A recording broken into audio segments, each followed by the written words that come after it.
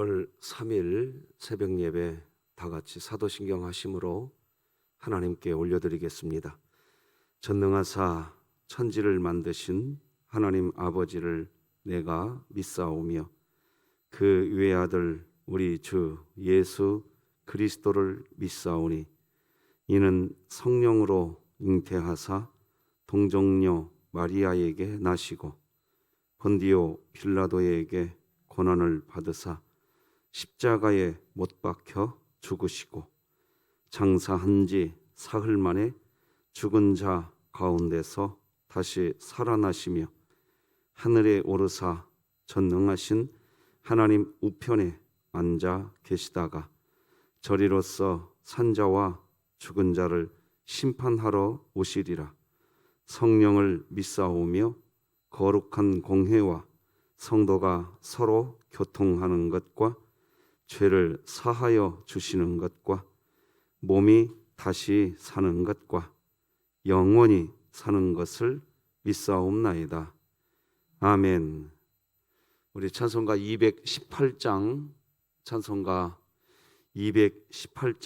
내 마음과 정성을 다하여서 하나님께 찬양 올려드리겠습니다.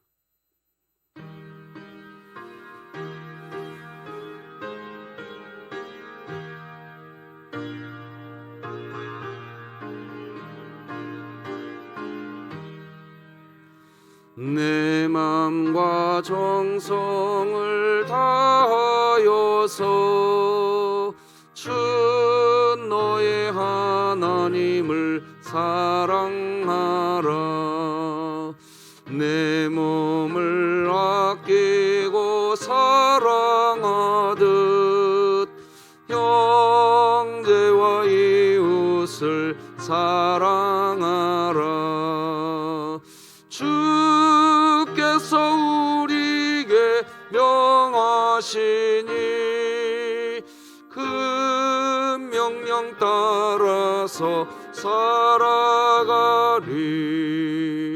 널 미워 해치는 원수라도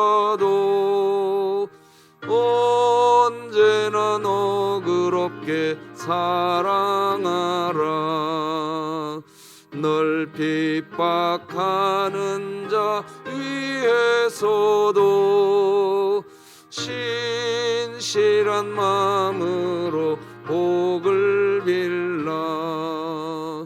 주께서 우리에게 명하시니 그 명령 따라서 살아가리.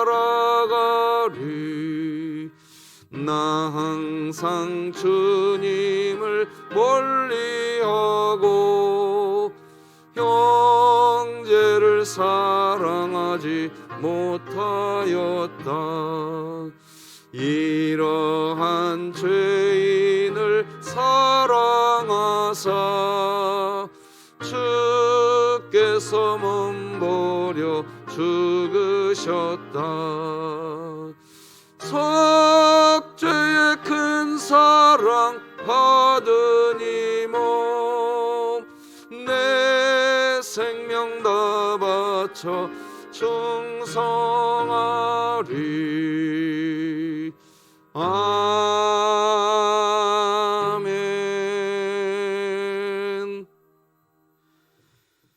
오늘 함께 나눌 하나님 말씀은 신약성경 갈라디아서 2장 1절에서 10절까지 말씀 되겠습니다.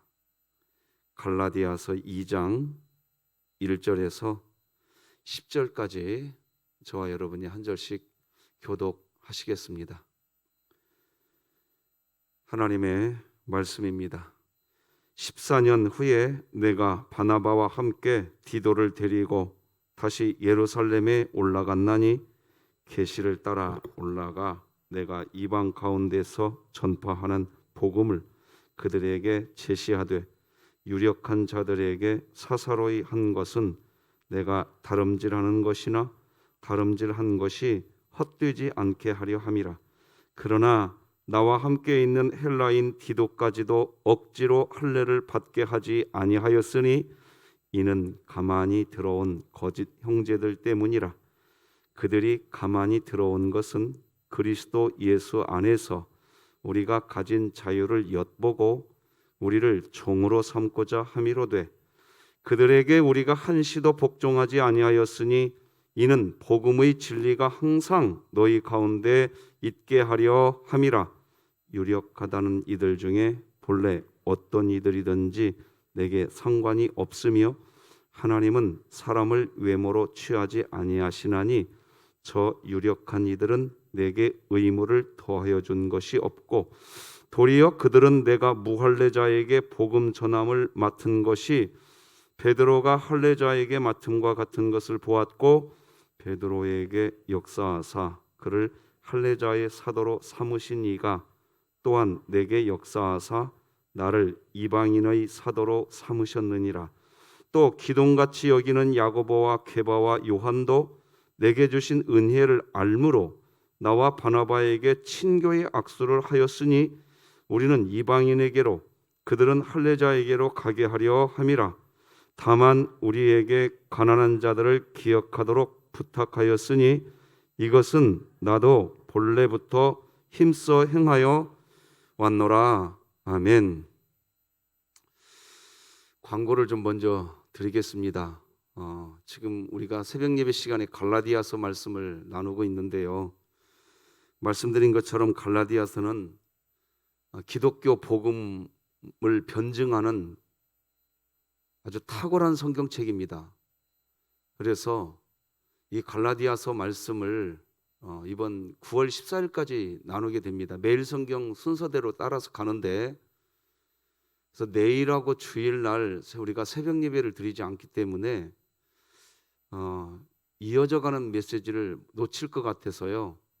유튜브 영상에다가 내일하고 모레 거 설교 영상은 올려놓겠습니다. 설교 영상을 오늘 제작을 해서, 제가 이렇게까지 하는 이유는 뭐냐면 우리는 교회를 다니고 있습니다. 그죠? 교회를 왜 오냐 이겁니다. 교회는 복음 때문이거든요. 그래서 교회에서 다른 이야기를 하면 안 되는 거거든요. 복음을 이야기해야 됩니다. 이 핵심이 갈라디아서입니다. 그래서 여러분, 우리가 이제 좀 이따 또 암송하겠지만 갈라디아서 2장 20절 우리가 지금 새벽마다 암송하고 있잖아요.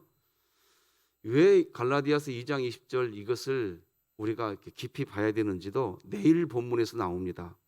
그래서 여러분들 관심 가지고 이번에 갈라디아서를 전체를 이해하면 신앙생활에 맥이 잡힐 겁니다. 아, 이게 신앙생활이구나. 그렇게 되었으면 좋겠습니다. 내일하고 모레 영상 올려놓을 테니까 확인하셔서 같이 은혜 나누시기 바랍니다. 자, 오늘도 구호 외치겠습니다. 시작. 하나님의 말씀이 나를 신방하게 하라. 이 또한 지나가리라. 아멘. 자, 우리 암송 말씀 시작. 내가 그리스도와 함께 십자가에 못 박혔나니 그런즉 이제는 내가 사는 것이 아니요 오직 내 안에 그리스도께서 사시는 것이라. 이제 내가 육체 가운데 사는 것은 나를 사랑하사 나를 위하여 자기 자신을 버리신 하나님의 아들을 믿는 믿음 안에서 사는 것이라. 아멘. 3분간의 기도가 하나님과의 아름다운 만남이 되시기를 바랍니다.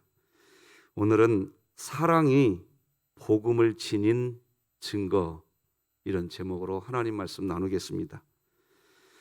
오늘 본문에서 사도 바울은 자신이 이제 14년 후에 바나바와 디도를 데리고 다시 예루살렘으로 올라갔던 일에 대해서부터 일을 시작합니다.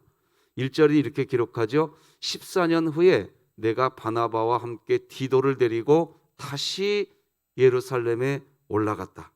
그러니까 바울이 바나바와 디도를 데리고 예루살렘으로 올라갔다고 기록하는데 뭐라고 기록하느냐? 다시 예루살렘에 올라갔다라는 말을 기록합니다. 다시입니다. 다시 올라갔습니다. 이유가 있습니다. 두 가지 이유 때문입니다. 첫째는 성령 하나님께서 계시해 주셨습니다. 그래서 예루살렘으로 올라갔습니다. 2절 보니까 계시를 따라 올라갔다. 자, 두 번째는 왜 다시 예루살렘으로 올라갔는가 하니까 사도 바울 마음에 있는 두려운 마음 때문에 예루살렘으로 갔습니다. 2장 2절 하반절에 보니까 다름질한 것이 헛되지 않게 하려 함이라. 이 내용의 원문 의미는요, 두려운 마음을 가진 내용입니다. 두려워. 여러분, 우리는 여기서 잠깐 생각해 봐야 돼요. 뭐냐? 여러분, 사도행전과 그리고 각종 사도 바울이 쓴 서신서들을 우리가 보면 알지만 사도 바울은 말이죠, 여간에서 두려움을 느끼질 않습니다. 그냥 막 두려움 때문에 행동했다? 그런 내용이 거의 없습니다. 그런데 지금 사도 바울이 두려운 마음으로, 두려움 때문에 다시 예루살렘으로 올라가고 있는 겁니다. 자, 그런데 생각해 보세요. 마음이 두려운데 어디로 가고 있다고요? 예루살렘. 예루살렘은 어떤 곳이죠? 거기가 복음이 시작된 곳입니다. 이게 지금 아이러니예요. 이제 오늘 보면, 자, 사도 바울이 다시 예루살렘으로 올라간 이유를 정리하면 이렇습니다. 성령 하나님의 계시를 따라서 예루살렘으로 올라가지만 두려운 마음으로 간 겁니다. 자, 그렇다면 도대체 사도 바울의 마음 안에 두려운 마음이 든 이유가 도대체 무엇 때문이었을까요? 바로 이겁니다. 사도 바울은 지금 곳곳을 돌아다니면서 예수 복음, 기쁜 소식을 전했습니다. 바로 예수님께서 다 이루어 놓은 구원과 그 구원을 아무런 조건 없이 은혜로 받게 된 이 기쁜 소식을 전하고 돌아다녔습니다. 그리고 사람들은 사도 바울이 전하는 이 복음을 듣고 수많은 사람들이 회심하고 예수님을 믿기 시작했습니다. 그런데 문제가 발생했습니다.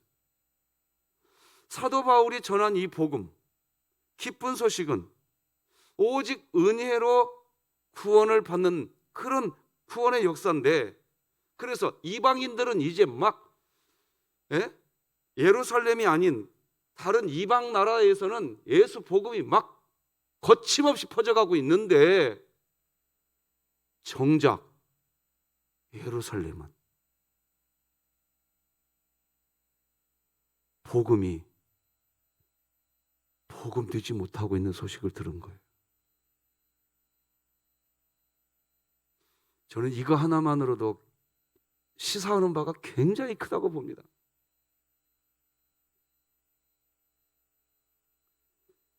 예루살렘은 정작 내일 이제 여러분들 내일 본문에 보면 사도 바울이 자기 한참 선배 사도인 베드로를 책망하는 내용이 나옵니다. 이제 내일 영상에서 확인해 보세요. 예루살렘으로 갔던 사도 바울이, 베드로 사도는 자기보다 한참 선배입니다. 대선배입니다. 대선배. 그런데 대선배에게 꾸중하는 말을 합니다. 그리고 성경은 그걸 기록해 놨어요. 내일 꼭 영상을 확인하셔야 됩니다. 자, 어쨌든 복음은 그냥 기쁜 소식이었습니다. 그러니까 우리가 신앙생활 한다는 것은 뭐냐? 그냥 기쁜 소식 안으로 온 거예요. 제가 2002년 월드컵 때 성남에서 살았습니다. 성남 가면 단대 오거리라는 역이 있습니다. 그날 밤, 제가 밤 늦은 시간으로 기억됩니다. 우리나라가 축구에서 이기고 난 다음에 말이에요, 이 기쁜 소식이 막 그 늦은 밤에 사람들을 막 길거리로 다 몰려냈어요. 막 빵빠레 막 크락션을 울려대고 막, 지금도 잊을 수가 없어요.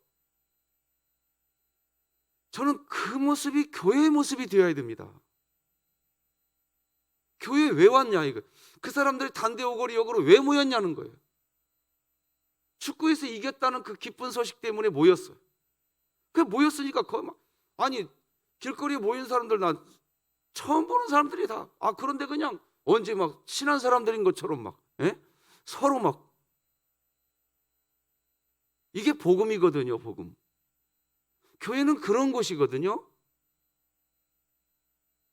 뭐 이걸 잘했네 못했네 이게 따지려고 거기 단대우거리 여기 나온 게 아니에요. 뭐 이영표가 잘했냐 박지성이가 잘했냐 따지려고 단대우거리 온 거 아니라는 거예요. 그냥 그 기쁜 소식을 나누려고 거기 단대우거리 역으로 나왔던 겁니다. 교회 왜 나왔냐는 겁니다. 우리 갈라디아서를 잘 봐야 됩니다. 그런데 정작 예루살렘이 그러고 있는 거예요. 기쁜 소식은 어떤 일 역사가 벌어지느냐? 육체적 장애인도 정신적 장애인이라 할지라도 가난해도 학력이 부족해도 천민 출신이라고 해도 이유가 되지 않았습니다. 성령 하나님이 감동하심으로 예수님을 믿고 하나님을 아버지라고 부르게 된 사람은 오직 은혜로 구원받게 된다는 이 기쁜 소식을 전했습니다.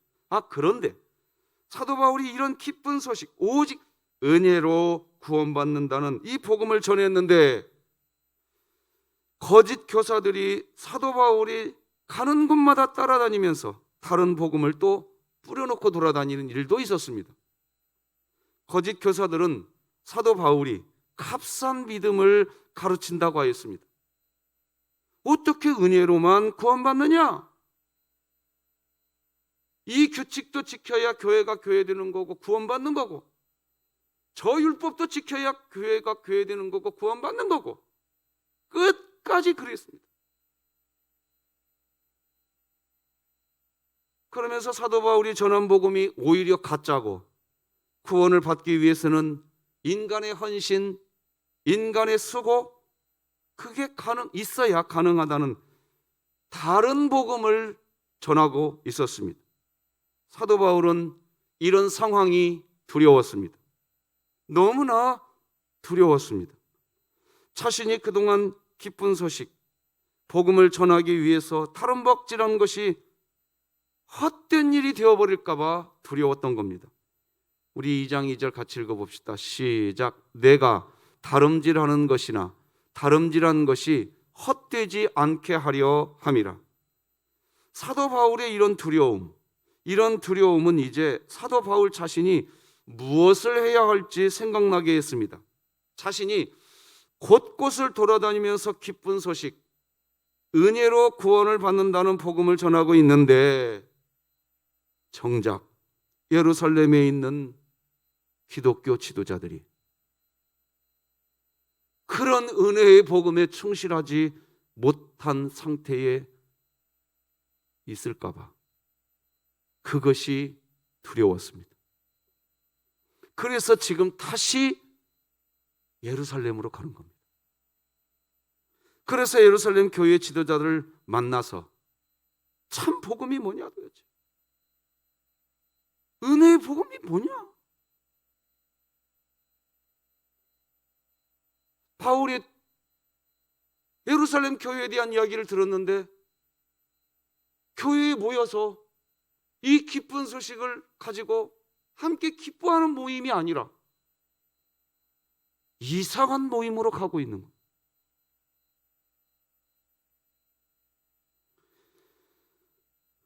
갈라디아서 2장 2절을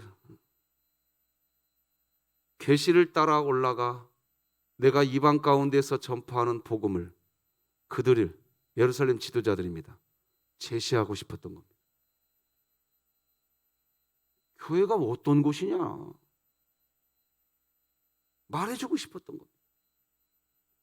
사도 바울이 복음을 전하는 곳마다 뒤따라다니면서 바울이 가르치던 복음, 그 복음과 정반대되는 다른 복음을 전하는 이 거짓 교사들, 이 거짓 형제들, 그들이 어디서 왔는가 하니까 다 예루살렘에서 왔다는 거예요. 그래서 예루살렘으로 돌아가서 예루살렘 지도자들에게 복음이 뭐냐 변증하고 싶었던 겁니다. 그리고 또 예루살렘의 이 교회 지도자들이 어떻게 보면 이 거짓 형제들의 편을 들어줘 버리면 이건 초대교회는 걷잡을 수 없는 혼란에 빠져버립니다. 이제 2장 4절 다 같이 읽어보십시다. 시작. 이는 가만히 들어온 거짓 형제들 때문이라.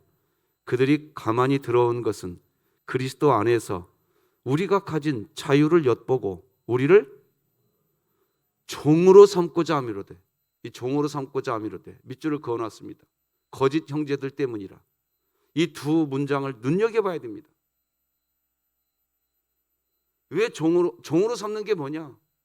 법을 지켜야 된다는 거예요. 법을. 다 율법의 종으로 만들어갈. 왜 거짓 형제들일까요? 일단 자 보세요. 형제는 형제라고 인정해 줍니다. 왜? 한 교회 공동체 안에 있으니까 형제라고 인정해 줍니다. 그런데 거짓 형제인 이유는 서로 사랑하는 복음이거든요. 은혜로 이루어진 구원이 아니라 계속해서 지금 반복해서 말씀드립니다. 율법, 규칙, 법, 이걸 지켜야 교회가 교회되는 거라고 계속해서 소리를 높여야 됩니다. 계속. 다 거짓 형제들이라는 겁니다. 왜요? 그들은 다시 복음으로 하나님의 자녀가 된 자유를 누리지 못하고 법을 지켜야 구원받는다. 법을 지켜야 교회가 교회된다. 그런데 문제는 그런 거짓 형제들이 교회 안에서 이 교회가 교회되려면 법과 율법과 규칙을 지켜야 된다고 주장하면서 목소리를 높이는데 이 목소리가 설득력이 있어야 된 겁니다. 사람들이 은혜의 복음으로 왔다가 뒤돌아서 버리는 거예요. 아, 맞아. 어떻게 우리가 아무것도 안 했는데 구원받아? 아, 맞네.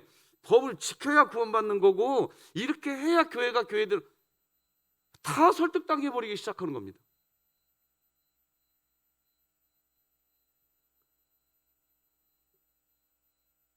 다 그 논리에 굴복당해 버렸습니다. 5절 세번역 성경으로 한번 읽어보십시다. 시작. 우리는 그들에게 잠시도 굴복하지 않았습니다. 그것은 복음의 진리가 언제나 여러분과 함께 있게 하려고 한 것입니다. 그러니까 교회는 이 부분과에 대해서는 죄송하지만 싸워야 됩니다. 사도 바울이 하나님이 지금 사도 바울을 통해서 강력하게 이야기하는 겁니다. 왜 굴복당하면 안 될까요? 법을 지켜야 되어야 교회가 교회된다. 여러분, 누가 법을 다 지킵니까? 그러니까 교회 될 수 없는 얘기를 하고 있는 겁니다. 그 얘기는. 의인은 없나니 한 사람도 없다고 그랬습니다. 법을 지켜서 의인이 될 수 있는 세상은 아니라는 거예요. 그러니까 교회가 연합이 되겠습니까? 설득을 받을 겁니다. 아, 그래. 이 법을 지켜야 교회가 교회돼. 설득 당했습니다. 그래서 이제 그 법을 지키는 삶을 살려고 합니다. 그러면 그럴수록 교회는 연합이 안 됩니다. 왜? 정작 나부터 못 지키거든요. 그래서 여러분 대표기도 하시는 분들 나오면 첫 마디가 뭐예요? 말씀대로 살려고 했는데, 그 말은 법대로 살려고 했는데 그렇게 못 살았습니다. 이 말부터 다 고백하지 않아요? 누가 법대로 삽니까? 네? 그걸로 구원받을 수 있겠습니까? 교회 연합이 되지 하나가. 그러니까 그걸 주장하는 사람은 절대로 교회가 하나 되는 일에 방해자가 되는 겁니다. 복음의 핵심은 사랑의 올시다. 할렐루야. 자, 오늘 본문 1절을 보면요, 사도 바울이 다시 예루살렘 교회로 갈 때 디도를 데리고 갔다 하는 말이 나와요. 디도를 데리고 다시 예루살렘 올라갔다. 여러분, 이게 굉장히 사도 바울이 여러분이 그 바둑을 둘 때 신의 한 수다 이런 표현을 쓰잖아요. 좀 사도 바울의 신의 한 수입니다. 이게 이 디도는 헬라인이에요. 이방인이란 말이에요. 이방인이라는 얘기는 뭐냐면 이 디도는 율법을 모르는 사람이에요. 아예 율법 자체를 모르는 사람이에요. 이방인이기 때문에. 그러니까 할례를 받지 않은 사람이, 오늘 본문 여러분 거기에 3절 끝부분 보세요. 억지로 할례 기도에게 받지 못하게 해놨다는 거예요. 그런 말을 일부러 써놨어요 지금. 왜? 율법 미안하지만 율법 안 지켰다고서 구원 못 받는 거 아니다. 이게 할례 안 해도 된다. 이렇게까지 지금 설명하는 거예요. 그런데 그 디도를 왜 그 디도를 데리고 예루살렘으로 갔냐는 겁니다. 율법이 뭔지도 모르는 디도인데 그 디도는 이미 완벽한 그리스도인이 되었기 때문입니다. 할렐루야. 그래서 율법이 뭔지도 모르는 사람인데도 그는 이제 완벽한 그리스도인이 되었기에 그 디도를 데리고 예루살렘 교회로 가는 거예요. 봐라. 율법이 뭔지도 모르는 사람인데도 이분은 그리스도인이 되었다. 예수의 제자가 되었다. 어떻게 이것을 설명할 거냐? 이 말을 하려고 디도를 데리고 간 겁니다. 구원은 하나님의 은혜고 믿음은 하나님의 선물이다. 그 기쁜 소식을 왜 이렇게 슬픈 소식으로 만들려고 하냐, 교회가. 초대교회 안에 이런 거짓 형제들은 한두 명이 아니었어. 법을 지켜야 된다. 법을 지켜야 된다. 이렇게 주장하는 거짓 형제들이 교회 안에 산적했습니다. 규정을 엄격하게 지켜야 교회가 정결해지며 그래야 하나님께 더 가까이 나갈 수 있다고 주장하고 있었습니다. 안타까운 일이었습니다. 그래서 히브리서 기자도 이렇게까지 이야기합니다. 9절 10절 9장 9절 10절 같이 읽어봐요. 시작. 이에 따라 드리는 예물과 제사는 섬기는 자를 그 양심상 온전하게 할 수 없나니 이런 것은 먹고 마시는 것과 여러 가지 씻는 것과 함께 육체의 예법일 뿐이며 개혁할 때까지 맡겨둔 것이. 여러분 방송실 이 화면 계속 띄워주시고 저 화면 비치지 마시고 한번 성도님들 한번 봐보세요. 예물과 제사는 섬기는 자를 그 양심상 온전하게 할 수 없대요. 이게 무슨 말이냐? 오늘날로 얘기할게요. 예배당에까지 나와서 예배는 드리면서도 그 예배 그 자체만 가지고도 나는 제사 드렸어. 백날 그렇게 해봐야 온전하게 안 된다는 거예요. 그걸 뭐라고 설명하느냐? 10절에서 매일같이 너희들이 먹고 마시자. 하루 삼시세끼 밥 먹지 않냐? 살기 위해서 늘 밥은 너희들이 먹을 것이다. 그러나 밥은 먹고 살고 하루에 적어도 한 번은 너희들이 샤워 넣을 것이다. 씻는 일은 할 것이다. 그렇다 할지라도 이 심령의 개혁이 되느냐는 거예요. 지금 그 얘기하고 있는 겁니다. 이 심령의 계획은 사람은, 자, 이 대목에서 한번 여러분 따라서 해주실래요? 우리는 구원받은 죄인이다. 여러분 이거 지금 제 말이 아니에요. 이게 구원을 받았는데도 여전히 우리 속에는 죄가 있다니까. 또 죄를 짓는다니까요. 그 어떻게 율법을 지켜서 우리가 구원의 자리로 나가냐 말이에요. 아니라고. 우리 진흙교회 성도 여러분, 우리는 예수 그리스도 안에서 이미 거룩하고 흠이 없고 책망할 것이 없는 자로 하나님이 그냥 세워놓은 그리스도인인 줄 그냥 믿는 겁니다. 믿으시기 바랍니다. 골로새서 1장 같이 읽어봅시다. 시작. 거룩하고 흠 없고 책망할 것이 없는 자. 우리에게 책망할 것이 없어서 이렇게 이야기하는 게 아니라고요. 그냥 은혜로 덮어놔버렸어요. 그냥 우리는 구원을 받아놓고도 또 죄를 짓습니다. 또 죄를 지어요. 그런데 하나님이 왜 골로새서 1장 22절에서 이렇게 기록했느냐? 내가 너 예수 그리스도로 옷 입혀놨기 때문에 그냥 선언해 주시는 거예요. 여러분, 구원을 받게 하는 모든 구약의 의식법이 이제 폐기되었다는 것을 믿으시길 바랍니다. 그러면 이 두 가지 질문을 하고 싶으실 거예요. 첫째, 아니 목사님, 그러면 하나님은 못 오려고 그러면 구약 성경에 온갖 율법을 기록해 놓으셨습니까? 이 질문을 하고 싶으실 겁니다. 그 이유는 성경이 분명히 밝혀주지요.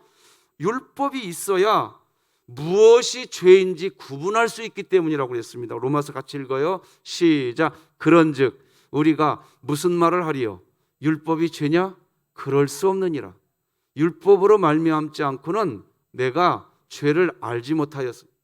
자, 그러니까 우리가 이미 은혜로 구원을 받았지만 그런데 우리가 죄를 짓고 살거든요. 뭐가 죄인지를 알아야 될 거 아니겠어요? 구원받은 사람들이 곁길로 가지 않도록 이정표는 제시해 줘야 되지 않겠어요? 구원의 길 가도록. 그런 의미에서 율법이 쓰여지는 것이지, 이렇게 설명합니다. 두 번째 질문은 예수님이 이 세상에 오셔서 율법을 폐하러 온 것이 아니고 완전하게 하려고 왔다고 했는데, 아니 율법의 의식법이 폐기되었다고요? 그게 무슨 소리예요? 이렇게 질문하고 싶으실 겁니다. 실제로 예수님은 산상수훈에서 그 얘기 하셨어요. 마태복음 5장 17절 보니까 내가 율법이나 선지자를 폐하러 온 줄로 생각하지 마라. 폐하러 온 것이 아니요 완전하게 하려 함이라. 예수님께서 분명히 이렇게 율법을 폐하러 오신 게 아니라 완전하게 하시려고 오셨다고 하는 성경의 기록도 있습니다. 그런데 우리가 알아야 돼요. 예수님이 율법을 완전하게 하시는 그 일이 뭐냐는 거예요. 따라서 하십시다. 서로 사랑하는 거. 서로 사랑하면 율법 다 지켰다 이겁니다. 서로 사랑하면서 살면 율법을 다 지킨 것이고, 더 나아가 하나님 아버지의 아들, 자녀가 되는 것, 그것이 율법을 완전케 하는 겁니다. 여러분이 오늘 지금 하나님을 아버지라고 부르고 계십니까? 그러면 우리는 율법을 다 지킨 자인 줄로 믿으시기 바랍니다. 그냥 내가 지켜서가 아니라 하나님이 그렇게 인정해 주시겠다고 법으로, 하나님이 법으로 그렇게 선포하신 겁니다. 마태복음 5장 44절로 48절을 읽어드리겠습니다. 이게 산상수훈, 아까 그 예수님께서 율법을 폐하러 온 것이 아니라 완전케 하러 온 것이다, 그것을 설명하는 겁니다. 뭐가 율법이 완전케 되는 거냐? 예수님이 직접 말씀하셨어요. 나는 너희에게 이르노니 너희 원수를 사랑하며 너희를 박해하는 자를 위하여 기도하라. 이같이 한즉 하늘에 계신 너희 아버지의 무엇이 되리니? 아들이 되리니. 그러므로 하늘에 계신 너희 아버지 온전하신 것 같이 너희도 온전하라. 온전하게 된다는 거예요. 사랑하고 살면 법을 다 지킨, 그러니까 법 하나하나 지키겠다고 해보시면 그 법을 못 지키는데 그냥 그럴 수도 있죠. 이해합니다. 괜찮아요. 우리가 서로 사랑하면 사랑하고 살면서 그거 다시 고쳐가면 되죠. 이러면 아무 문제 없습니다. 근데 하나가 되지 않고서 자기 혼자 저기 떨어져 갖고 막 소리만 질러대는 거예요. 법 안 지켰다고. 율법을 지키겠다고 주장하면서 형제 사랑하기를 멈추는 분들이 계십니다. 교회에서 법을 주장하면서 법을 지키지 않는 그런 형제를 또 비난하고 돌아다닙니다. 저는 어제 그런 분들은 양이 아니라 염소라고 했습니다. 여러분 마음에 좀 마음 아프게 들리실 수 있으나 이게 제 말 아니에요. 성경에 보면요, 요한 사도는요, 요한일서 4장에서 그 부분을 정확하게 선명하게 설명해 버립니다. 제 말이 아니라고요. 양이 아니라 염소입니다. 영분별할 줄 알아야 된다고 얘기합니다. 우리 요한일서 4장 좀 길지만 같이 읽어봅시다. 시작. 사랑하는 자들아, 영을 다 믿지 말고 오직 영들이 하나님께 속하였나 분별하라. 많은 거짓 선지자가 세상에 나왔음이라. 예수 그리스도께서 육체로 오신 것을 시인하는 영마다 하나님께 속한 것이요, 예수를 시인하지 아니하는 영마다 하나님께 속한 것이 아니니 이것이 곧 적그리스도의 영이니라. 사랑하는 자들아, 우리가 서로 사랑하자. 사랑은 하나님께 속한 것이니 사랑하는 자마다 하나님으로부터 나서 하나님을 알고 사랑하지 아니하는 자는 하나님을 알지 못하나니 이는 하나님은 사랑이심이라. 누구든지 하나님을 사랑하노라 하고 그 형제를 미워하면 이는 거짓말하는 자니 보는 바 그 형제를 사랑하지 아니하는 자는 보지 못하는 바 하나님을 사랑할 수 없느니라. 성경이 분명히 말합니다. 그래서 양과 염소라는 표현까지 어제 써드린 겁니다. 성경을 보면 베드로 사도는 누굽니까? 누구보다 혈기가 장난이 아니었던 사람이 베드로 사도였습니다. 그런데 그가 이제 예수 복음을 완전히 깨닫고 난 뒤에 그는 이런 얘기합니다. 무엇보다도 뜨겁게 서로 사랑할지니 사랑은 허다한 죄를 덮느니라. 율법은 죄를 덮는 역할을 하는 게 아니라 율법은 죄를 끄집어내는 역할을 하는 겁니다. 하지만 복음은 죄를 덮는 역할을 합니다. 용서합니다. 그래서 복음이 심어지면 할례자의 사도가 됩니다. 복음이 심어지면 이방인의 사도가 됩니다. 복음이 심어지면 서로 연합하게 됩니다. 복음이 심어지면 가난한 자들을 기억하고 가난한 자들을 위해서 힘을 쓰게 됩니다. 이것이 복음이고 사랑입니다. 할렐루야. 바로 이런 것이 복음의 역사입니다. 기쁜 소식을 가진 그리스도에게 나타나는 성령의 역사가 이것입니다. 어떤 분은 복음으로 인해서 나타나는 성령의 역사는 병 고치는 역사다, 방언의 역사다, 예언의 역사다, 이렇게 주장하시는 분들이 계시는데 주장할 수 있습니다. 그러나 그것이 복음으로 인한 역사다 이렇게 말 못합니다.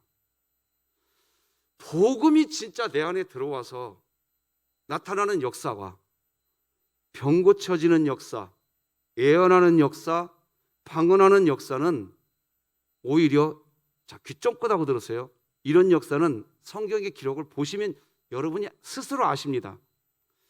복음을 모르는 사람들이 복음을 듣지 못한 사람들에게 병 고치는 역사가 일어나고 예언과 방언의 역사가 일어나면 그런 분들이 마음의 문을 열 수 있는 겁니다. 그런 경우가 거의 대부분입니다. 복음이 들어온 사람에게 나타나는 성령의 역사는 뭐냐? 사랑입니다. 사랑. 연합하는 겁니다. 가난한 자들을 살펴주는 겁니다. 교회는 그거 하는 곳입니다.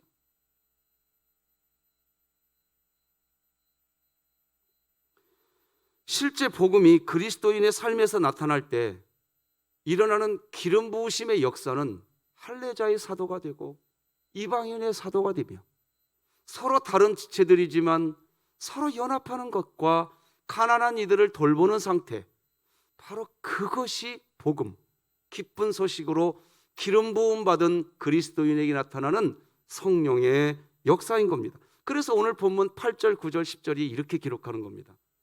베드로에게 역사하사 그를 할례자의 무엇으로? 사도로서.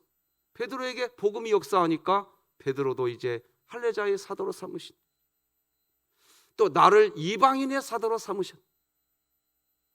9절, 또 기둥같이 여기는 야고보와 게바와 요한도 내게 주신 은혜를 알므로, 복음을 알므로, 이 뜻입니다.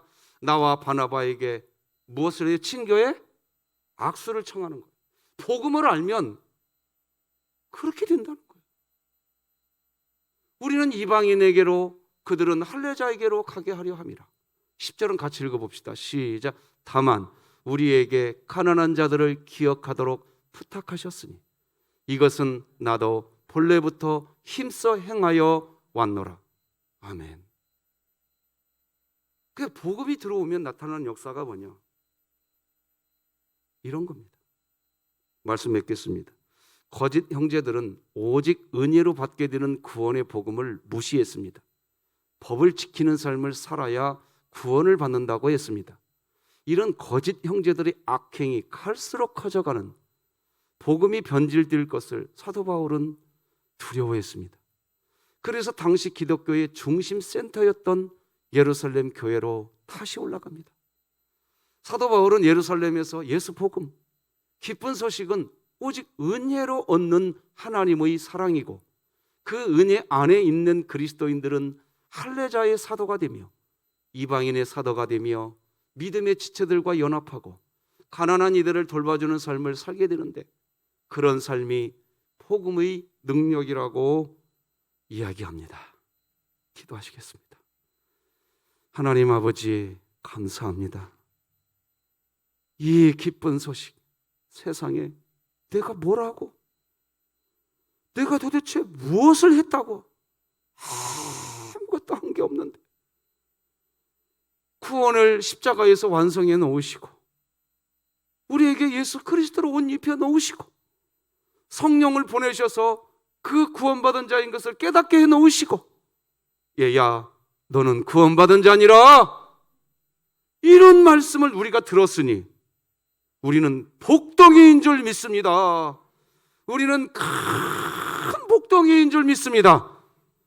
이 복을 받았으니 빵빠레를 울리면서 기뻐하면서 신앙생활하게 하여 주시옵소서. 항상 기뻐하라. 왜 하나님이 이렇게 명령하셨는지 이제 우리가 분명히 알게 하여 주시옵소서. 기쁨 안에서 코로나19 이 어려운 상황 하나님 바라보며 이겨내는 성도들이 되게 하여 주옵소서. 예수님의 이름으로 기도드립니다. 아멘.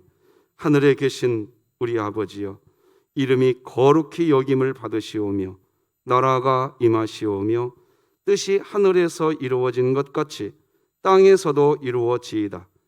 오늘 우리에게 일용할 양식을 주시옵고 우리가 우리에게 죄 지은 자를 사하여 준 것 같이 우리 죄를 사하여 주시옵고 우리를 시험에 들게 하지 마시옵고 다만 악에서 구하시옵소서. 나라와 권세와 영광이 아버지께 영원히 있사옵나이다. 아멘.